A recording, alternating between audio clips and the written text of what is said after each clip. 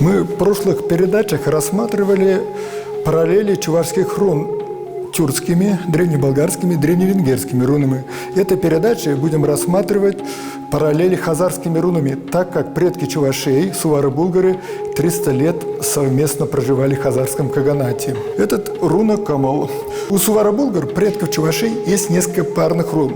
В одиночном исполнении они имеют одно значение, в парном применении другое значение. Эта руна совмещает в себе два знака «иль» – брать, взять, получать, и «сав» – любить, иметь симпатии. Вот, мы «иль» рассматривали эту руну, она как палочка. То есть объединяется, получается, да? «Иль» плюс «Сав». получается руна Камал. «Сав» плюс «брать». Да. Эта руна способствует стремлению к любви творениям природы.